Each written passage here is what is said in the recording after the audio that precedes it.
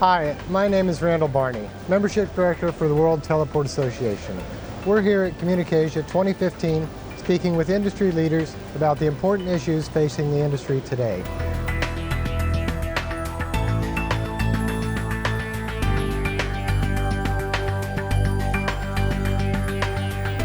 Well, looking at the last 2 years, I would say one of the things that comes to mind would be in-flight connectivity. I think last year and the year before we did speak a little bit about the emergence of in-flight connectivity as a solid business model. And I think what ViaSat in particular has been able to do is to completely change the paradigm of just being connected on the aircraft versus actively having a connection that's really solid and a connection that's really fast enough that you can do a lot of things, that you can use a lot of applications that traditionally you couldn't do.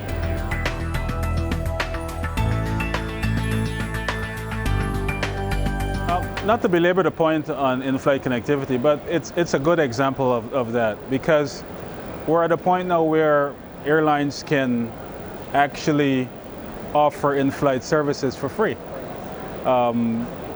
In the past, or even today, on some airlines, you pay $7, $8, $9 per hour for in-flight connectivity. And I'm talking about speeds that are unacceptable by many standards. We're at a point now where each passenger can get as much as 12 megabits per second to each passenger in a plane. So what does that bring? It tells me that we're at a point now where bandwidth is so efficient, or bandwidth is used in such a manner that you can afford to offer these kinds of services without even charging for it. And of course, if you want premium services to do like streaming video, movies, and so on, then there is a charge for that. But companies like JetBlue is now offering in-flight connectivity for free.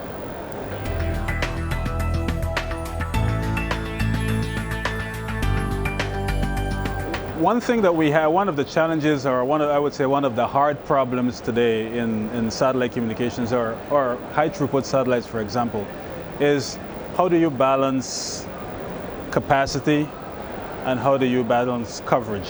And we have determined that the two things don't always have to be in opposition. You can have capacity and you can have coverage as well.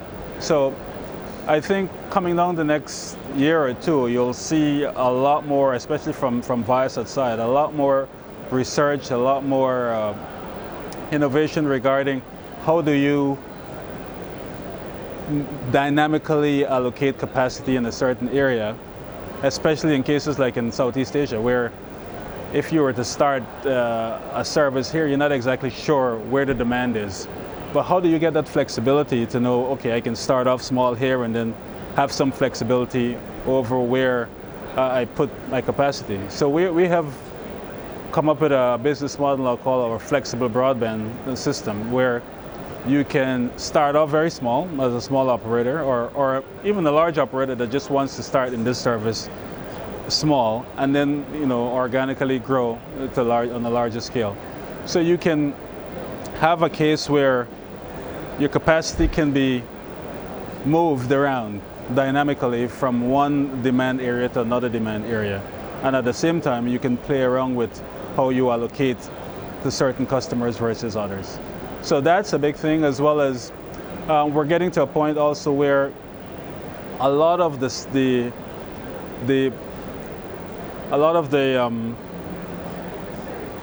services, or a lot of the infrastructure, is being moved further and further away from what we traditionally call a gateway into a cloud scenario. So you have a lot of those hardware that's been removed from gateways. The applications are being run on the cloud. So that's another big shift from what we've traditionally seen, and that helps in terms of pricing of gateways, for example. So it makes it even easier for operators to get involved in these kinds of services.